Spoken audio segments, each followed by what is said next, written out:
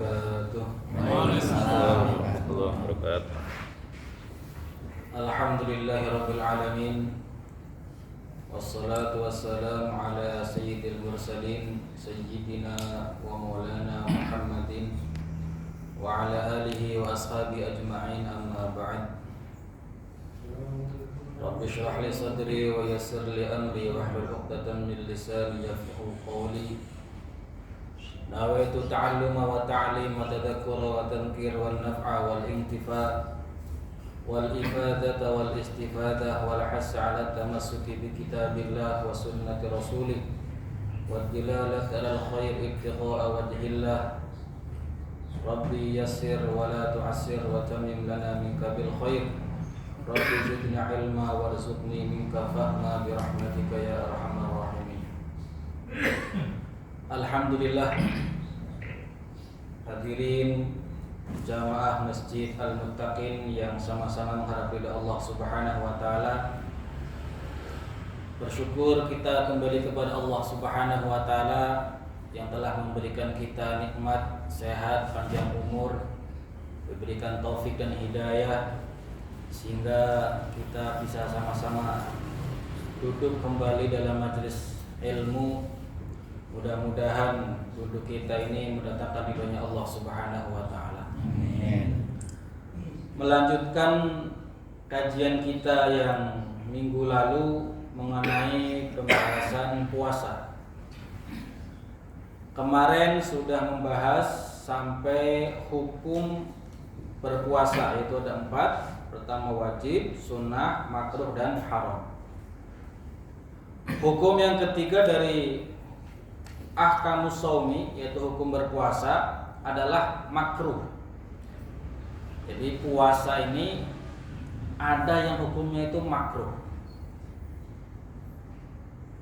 Kalau makruh itu berarti paling baik jangan dikerjakan.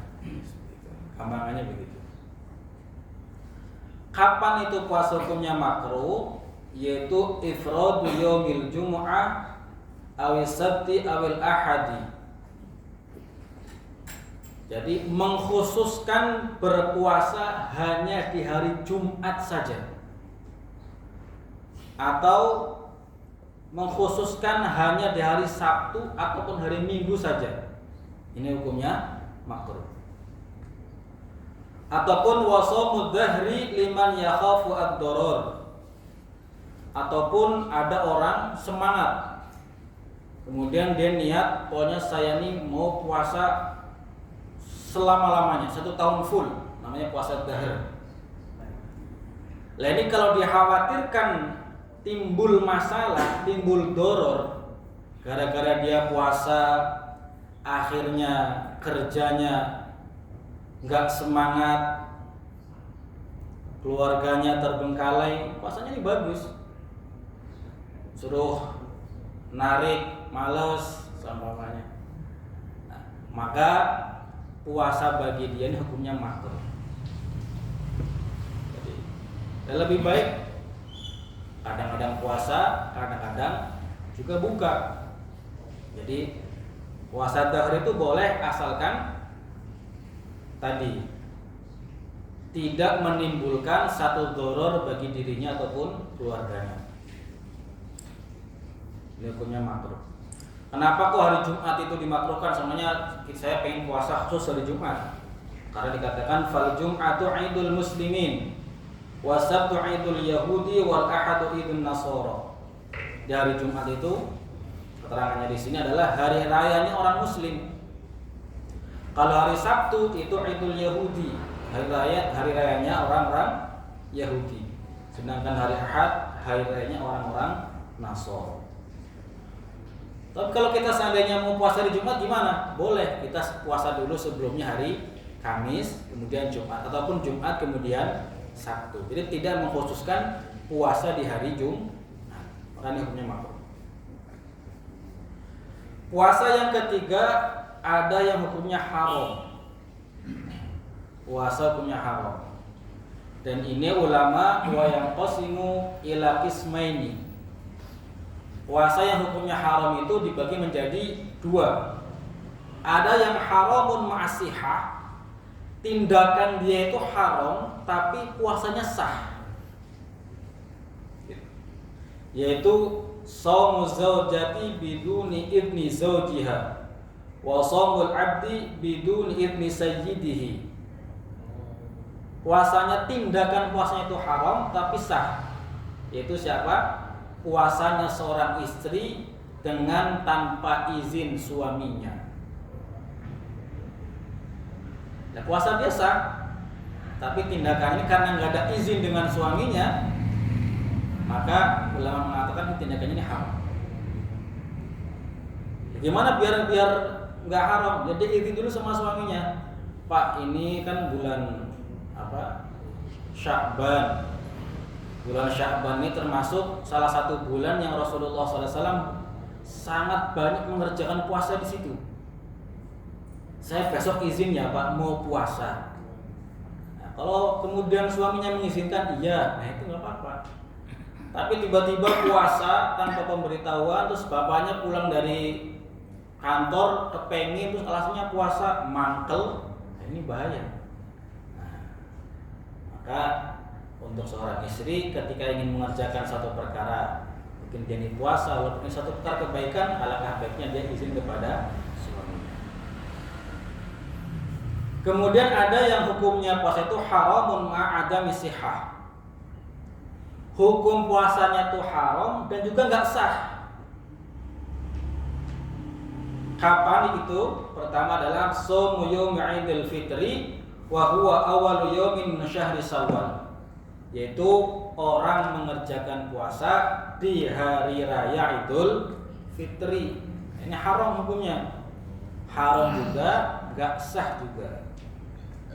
Yang kedua, shaum yaum Idul Adha, puasa di hari raya Idul Adha. Lalu semangat yang lainnya motong kambing, motong sapi, dia malah puasa. Keliru.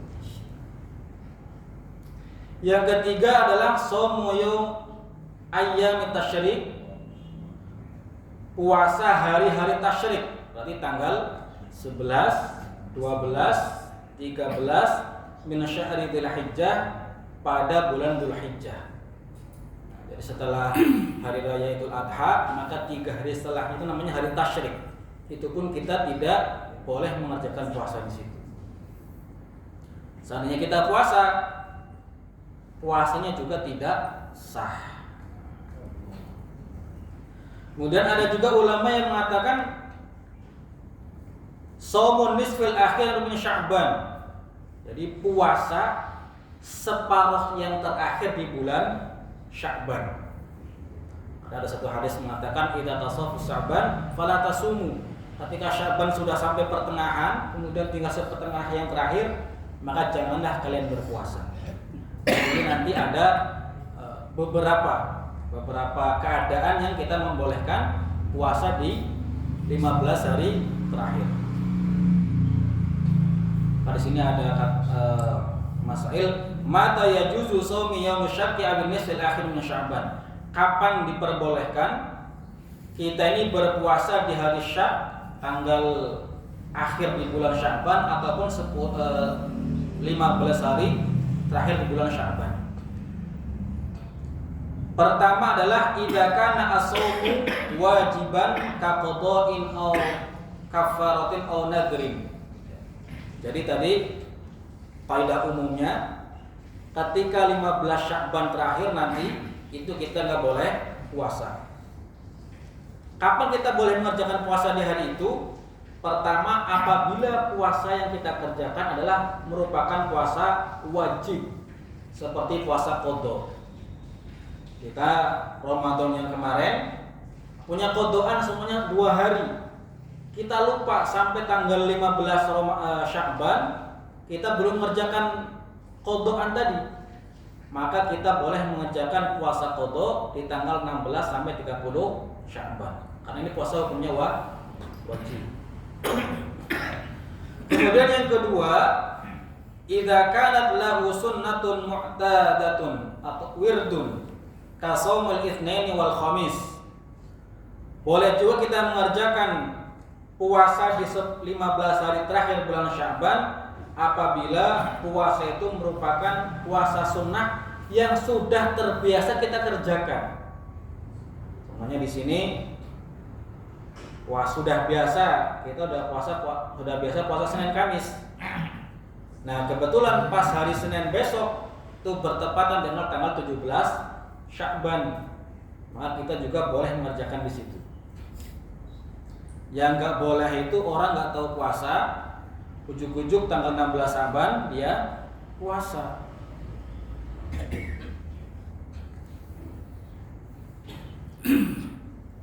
Yang ketiga, idza wasala nisfasani bima qablahu, itu kita juga boleh mengerjakan puasa 15 hari terakhir di bulan Sya'ban apabila wasala nisfasani bima qablahu. Jadi kita mengerjakan puasa dulu di tanggal mungkin 14, 15, baru nanti 16-nya kita boleh berpuasa. Jadi ini karena yang terakhir ini merupakan kata Nabi fala tasum, kita nggak boleh puasa.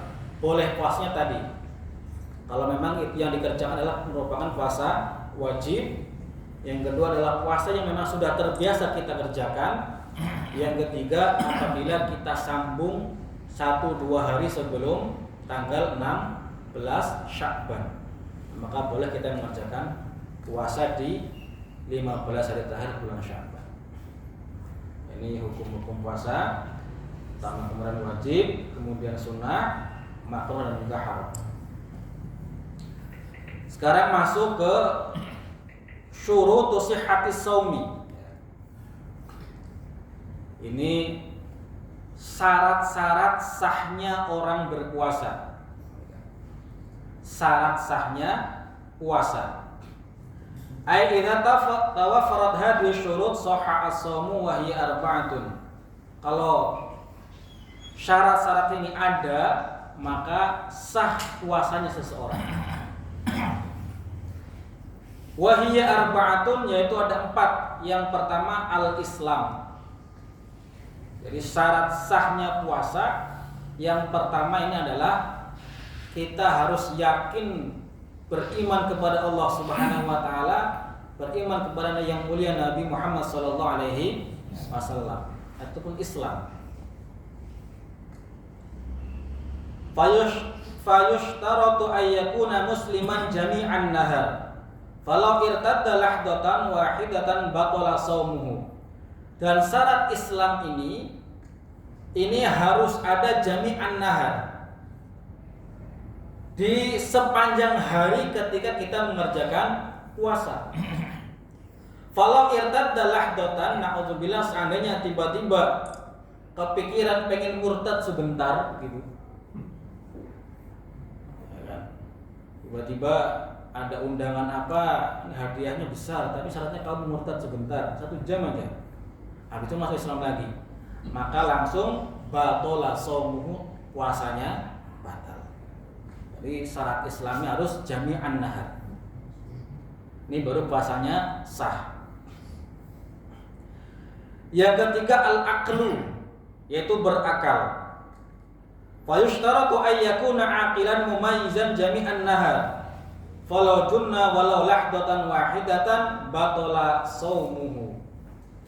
Ini juga sama. Syarat yang kedua, dia ini harus berakal full sepanjang hari. Seandainya tiba-tiba jam 11 siang kok dia lihat pohon ketawa, lihat mobil jalan ketawa, ini kenapa? Ditanya A, jawabannya C. Oh, ternyata sudah hilang separuh akalnya. Maka seketika itu juga kemudian puasanya batal, tidak sah, karena telah gila. Jadi harus syaratnya adalah al-aqlu, yaitu berakal ataupun mumayyiz. Adapun nanti kalau dia pingsan ataupun dia mabok, nanti ada penjelasan khusus nanti di dalam bab membatalkan puasa. Syarat sah puasa yang ketiga adalah an-naqa'u minal haidi wan nifas.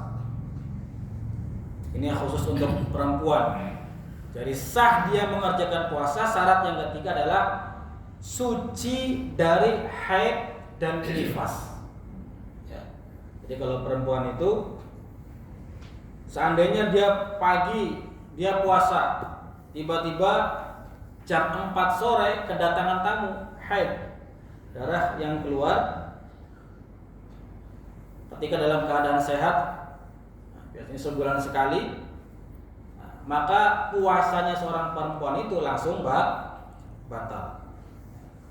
Jadi syarat yang ketiga adalah an-naqa'u minal haidi wan nifas, suci dari haid dan juga nifas.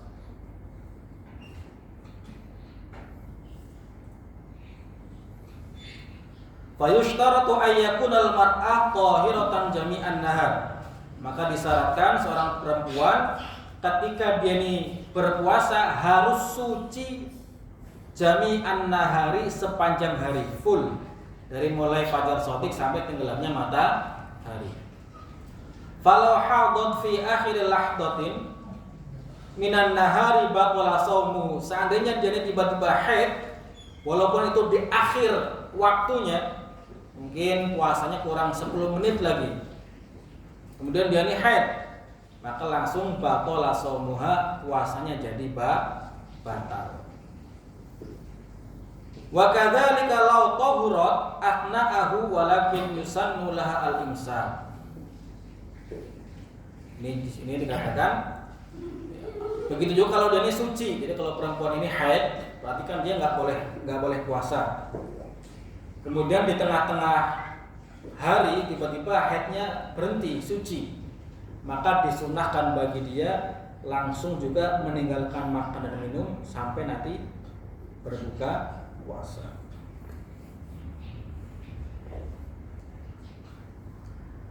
Syarat yang ketiga dari syarat sahnya puasa adalah al-ilmu bi kaunil waqti qabilan lis-shaumi.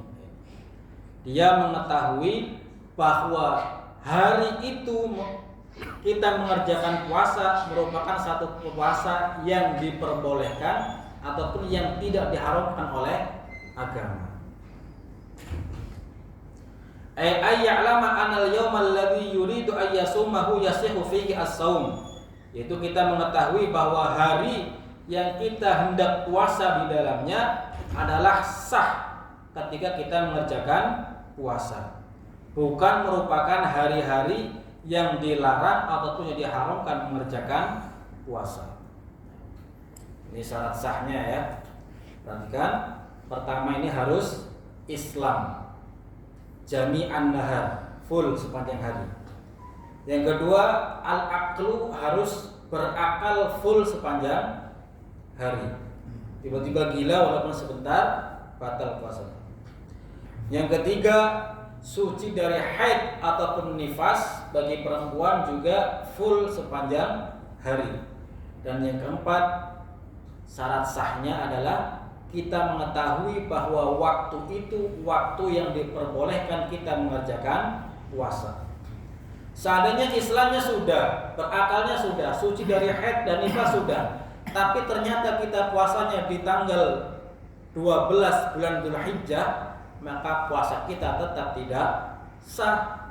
Kenapa? Karena waktunya ini haram untuk mengerjakan puasa. Paham sampai sini? Kira-kira?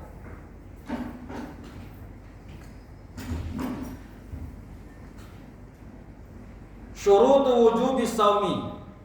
Ini syarat wajibnya puasa. Kalau tadi syarat sah ya.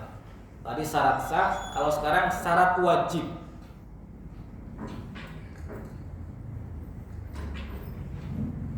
Ai idza tawaffarat hadhihi syurut wajaba as-shauma wa hiya khamsatun. Apabila syarat-syarat ini ada dalam diri seseorang, maka dia ini wajib untuk mengerjakan puasa. Jadi ada syarat sahnya puasa, ada syarat wajibnya seseorang mengerjakan puasa. Ini beda. Yang pertama juga sama, al-Islam. Jadi puasa ini hanya diwajibkan kepada orang-orang Islam.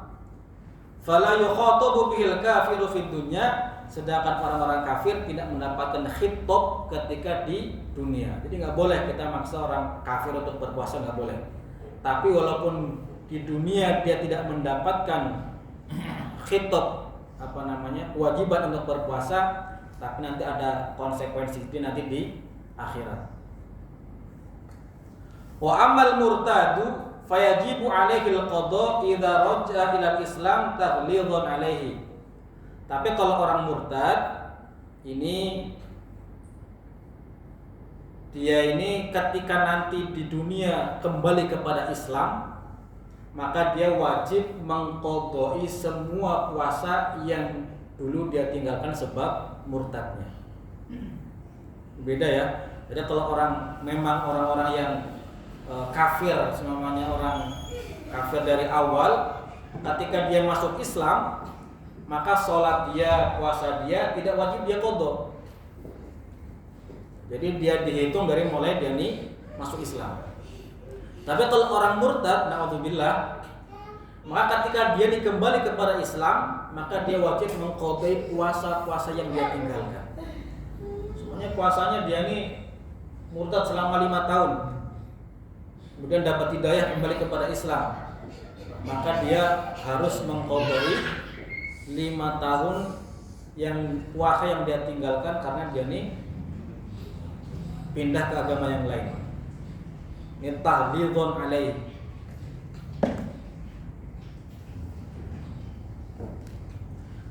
Syarat yang kedua adalah at-taklif ataupun mukallaf, ayyakuna balighun aqilan.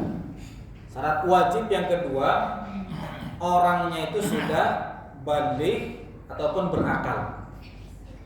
Lah baliknya kalau seorang laki-laki itu biasanya dia mimpi kencing agak enak, nah itu maka dia ini sudah dihukumi baligh. Ataupun bisa dengan bisin, dengan umur. Kalau laki-laki sudah umur 15 tahun, walaupun dia ini belum mimpi junub, maka tetap dikatakan baligh dan dia sudah mendapatkan kewajiban untuk berpuasa. Jadi baligh itu ada kalanya dengan umur, ada kalanya dengan laki-laki dengan mimpi tadi. Nah kalau perempuan ini batasan balighnya pertama biasanya dia dengan haid.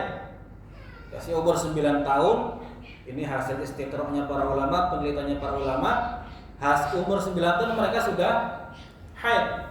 Ketika mereka sudah haid, maka berarti sudah baligh, sudah wajib mengerjakan puasa. Kalau seandainya umur 9, 10 belum balik, sampai umur 16 tahun belum balik, maka dia baliknya dengan umur. Itu sama-sama 15 tahun. Jadi kita perhatikan anak-anak kita, kalau umurnya sudah sampai 15 tahun, maka sudah wajib bagi dia untuk mengerjakan puasa. Kalau seandainya masih umur 10 tahun bagaimana? Wa ammas sabiyyu fayajibu ala wali amrihi ayyamurahu bisawmi li sab'i sinin. Kalau umur anak kita masih 7 tahun, 8 tahun, maka ada kesunahan bagi orang tuanya untuk mengajari dia berpuasa. Jadi tetap kita kasih tahu mereka, ini bulan puasa, kamu puasa ya. Walaupun cuma mungkin pelan-pelan setengah hari, kemudian nanti pelan-pelan sampai 1 hari full, mungkin 1 hari puasa, 1 hari enggak. Tapi jangan akhirnya kita membuat satu ancaman yang memberatkan dia juga. Masih kecil 7 tahun, ini bapaknya semangat, kamu kalau nggak puasa nggak saya belikan baju lebaran. Akhirnya anaknya terpaksa puasa, padahal ini belum mampu, ya nggak boleh juga. Artinya tetap kita berikan dia tarhib untuk berpuasa, penyemangat untuk berpuasa, tapi tidak yang memberatkan, tapi pelan-pelan kasih tahu. Jadi wajibnya pertama Islam, yang kedua adalah sudah baligh. Syarat yang ketiga adalah al-itaqah. Al-itaqah itu artinya al-qudratu alaihi, yaitu memang kuat dalam mengerjakan puasa hissan wa syar'an, baik secara fisik ataupun secara syara'. Maka dikatakan di sini fala yajibu ala syekhil harami wal marid alladzi la yurja barahu. Karena di antara syaratnya adalah memang dia ini kuat, maka tidak diwajibkan berpuasa itu atas orang tua yang memang betul-betul tua ataupun orang sakit yang memang sudah tidak diharapkan sembuhnya. Jangan kita paksain juga, bapak ini udah sakit-sakitan, udah mau mati, nggak mau puasa. Lah memang nggak kuat, mau bagaimana lagi? Nanti biarkan dia nggak puasa, kemudian nanti dibayar fidyahnya. Memang secara fisik sudah nggak kuat, dan memang secara dokter nih sakitnya ini nggak mungkin sembuh. Nanti ada batasan-batasannya. Kemudian secara syarak itu kuat secara syarak artinya fala yajib 'alal haid wan nufasa. Jadi kuat secara syarak itu dia tidak memiliki penghalang yang tidak membolehkan dia untuk berpuasa seperti haid dan nifas tadi. Islam iya, balik iya, badannya kuat juga iya. Tapi secara syarak ada suatu penghalang yang tidak mewajibkan dia berpuasa, yaitu haid dan nifas. Maka seandainya dia ini ada haid dan nifas, maka dia pun tidak wajib untuk berpuasa. Ini namanya al-itaqah syar'an. Syarat wajib puasa yang nomor 4 adalah as-sihah, yaitu sehat. Fala yajibu 'alal mardha, maka puasa ini tidak diwajibkan atas orang yang sakit. Wa dhabitul mardi al-mubih lil fitri, kemudian batasannya sakit yang diperbolehkan untuk berbuka puasa adalah huwa alladhi yukhafu minhu al-halak aw ta'akhurus syifa aw ziyadatul marad. Ini. Jadi semuanya kita ini sakit. Sakit itu boleh kita tidak mengerjakan puasa. Batasan sakit yang membolehkan kita ini tidak mengerjakan puasa adalah alladzi yakhafu minhul halak aw ta'akhurus syifa. Yang seandainya kalau kita mengerjakan puasa maka akan menimbulkan gharar yang lebih parah. Ini tentu kita harus konsultasi dengan ahlinya. Soalnya ini kamu punya satu penyakit yang memang harus berobat full selama 6 bulan. Dan ini obat harus diminum sesuai dengan jamnya. Kalau kamu nggak minum sesuai dengan jamnya, maka akan menimbulkan doror yang lebih besar, sakitnya lebih lama. Maka secara agama dia ini boleh meninggalkan puasa. Ini sakit yang seperti ini yang boleh. Jangan cuman batuk dikit, saya sakit oh Pak. Ini kan sakit boleh nggak puasa, nggak seperti itu. Apalagi garuk-garuk, kenapa Pak garuk-garuk? Saya sakit panu. Hubungannya panu sama puasa apa? Jadi sakitnya itu memang yang secara medis kalau kita mengerjakan puasa akan menimbulkan al-halaku aw ta'akhurus syifa ataupun malah ziyadatul marad. Ini seharusnya kamu kalau istiqomah ini, kalau kamu minum obat nih seminggu lagi kamu selesai secara medis, tapi karena terjadi 1 bulan kamu nggak minum, akhirnya tambah lagi 6 bulan. Ini secara syariat ini dia boleh meninggalkan puasanya ataupun nggak wajib bagi dia untuk puasa. Tapi nanti ketika sembuh dia ataupun nanti kalau memang sudah nggak ada harapan untuk sembuh, nanti bayar fidyah. Kemudian syarat wajib yang kelima adalah al-iqamah. Fala yajibu 'alal musafir alladhi yusafiru safaran tawilan wa yushtaratu li jawazil fitri fi safar ay yusafara qabla tulu'il fajri.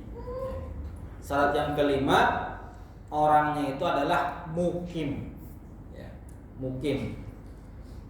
Maka tidak diwajibkan berpuasa atas orang safar, orang yang mengadakan perjalanan yang perjalanannya itu lebih dari sekitar 82 km atau 81 km. Dengan syarat safarnya tadi li jawazil fitru fis safar ay yusafir qabla tulu'il fajri. Jadi syaratnya safar tadi dikerjakan sebelum fajar shadiq. Ini pendapat yang paling utama seperti itu. Walaupun ada sebagian riwayat mengatakan ya nggak apa-apa walaupun safarnya setelah fajar, karena ilat safarnya itu ada, nggak apa-apa. Tapi pendapat yang utama mendapatkan rukhsah berbuka puasa bagi orang yang safar ketika safarnya itu adalah dikerjakan sebelum fajar. Ini syarat wajibnya puasa. Saya ulangi, pertama adalah Islam, kedua sudah mukallaf.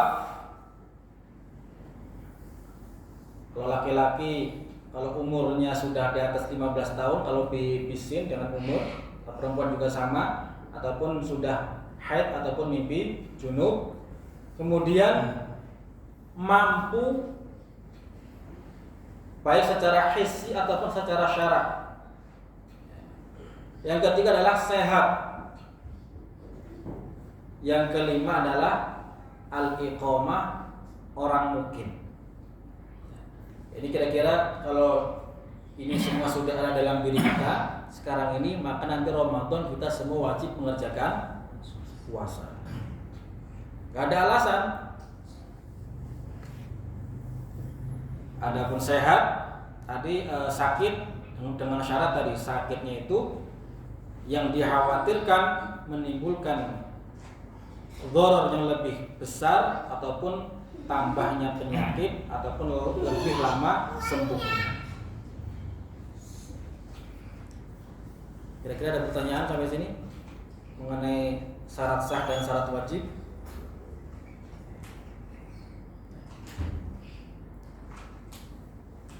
Ada pertanyaan? Saya bertanya.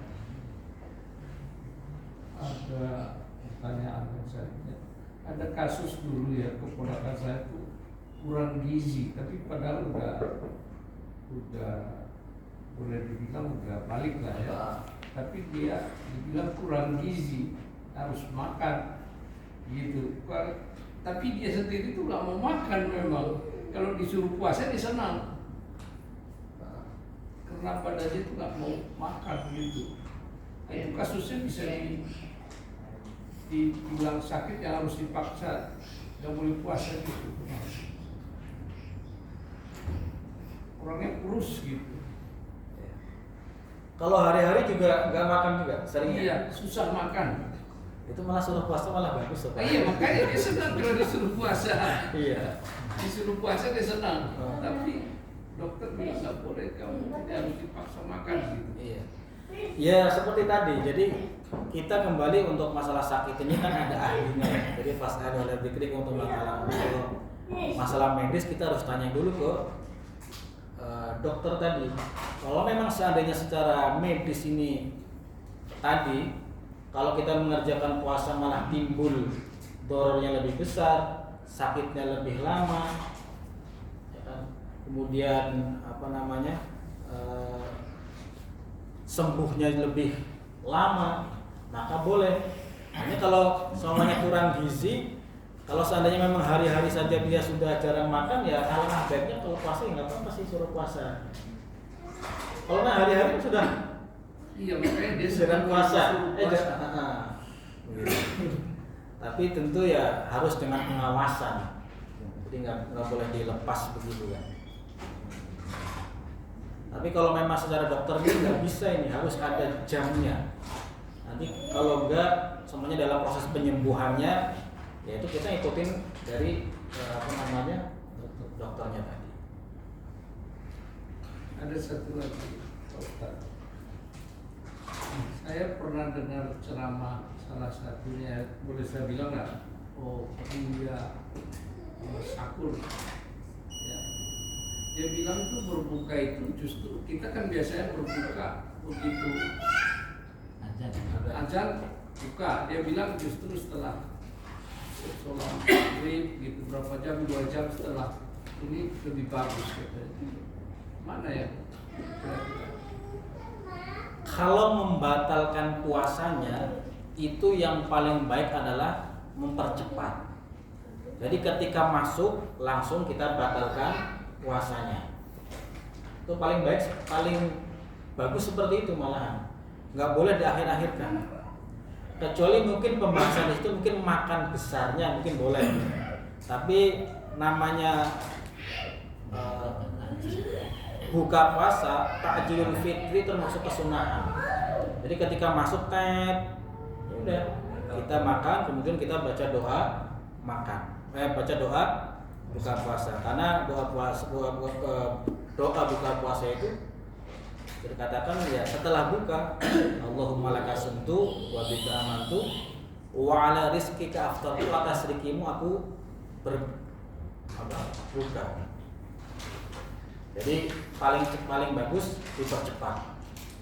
Dan penentuan buka puasa ataupun imsak di negara kita ini kan sebetulnya sudah maju 5 menit dari waktu aslinya.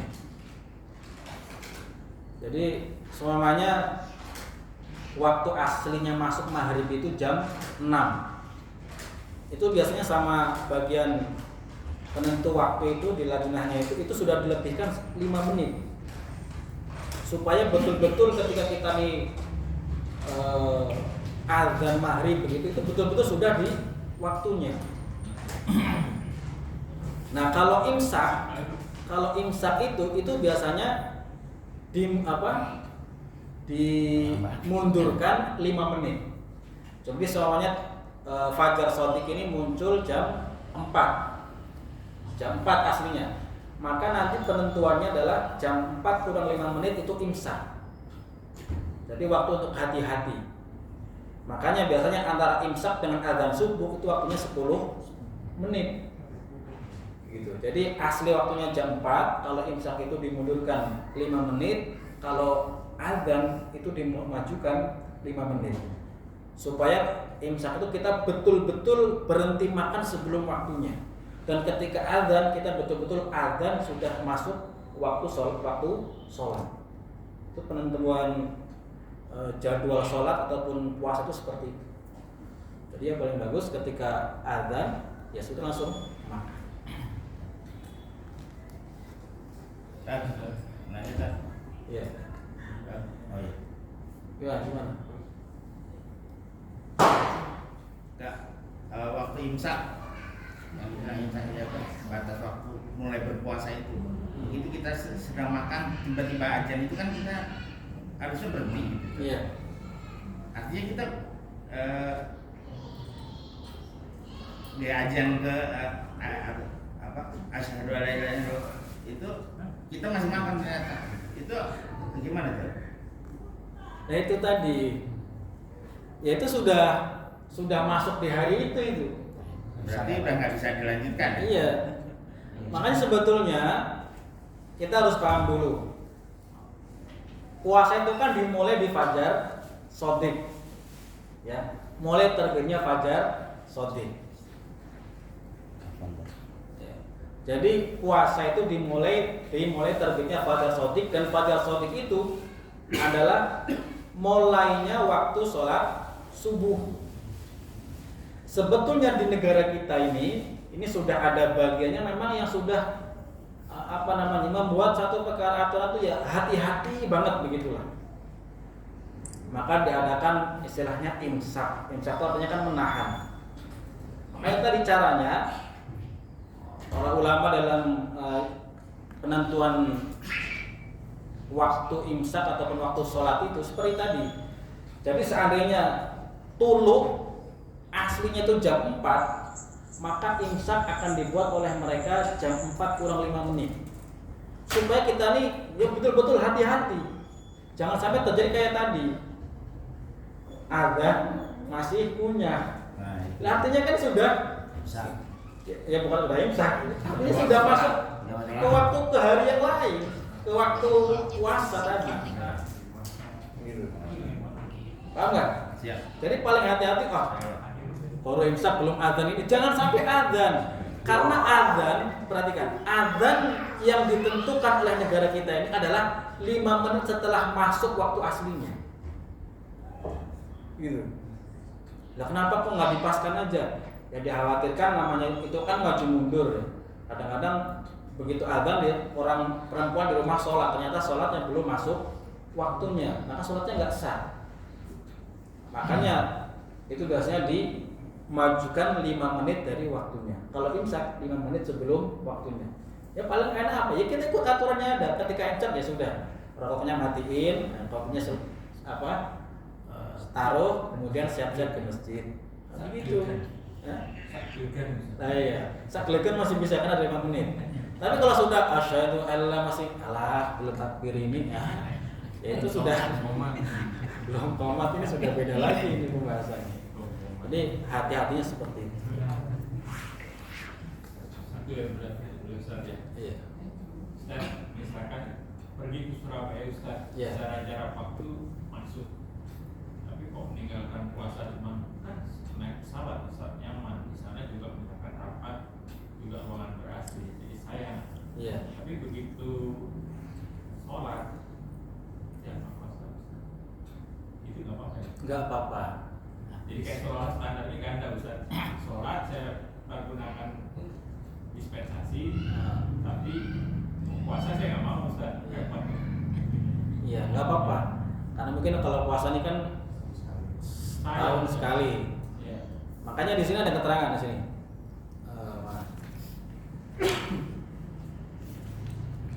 Wal afdol as-saumu lil musafir illam yashqa alaih. Jadi walaupun safar itu kita boleh mengerjakan membuka puasa, tapi yang afdol adalah kalau kita ini mampu ya kita puasa. Ada yang mengatakan begitu. Wa in syaqqa fal fitr afdol. Tapi kalau memang kita merasa berat, maka yang paling utama adalah puasa. Buka. Fal fitru afdol. Memang agama ini diturunkan oleh Allah. Ma anzalna 'alaikal Qur'an litashqa, bukan untuk memberatkan kita. Jadi kita lihat ya ukuran kita ini bagaimana. Kalau memang saya mampu ya bismillah saya puasa. Kalau memang kita nggak mampu, ada rusak dari agama. Kita ambil. Iya. Jadi Allah turunkan agama ini sebetulnya bukan untuk memberatkan kita, bukan untuk memudahkan kita. Cukup insyaallah. Al-Fatihah.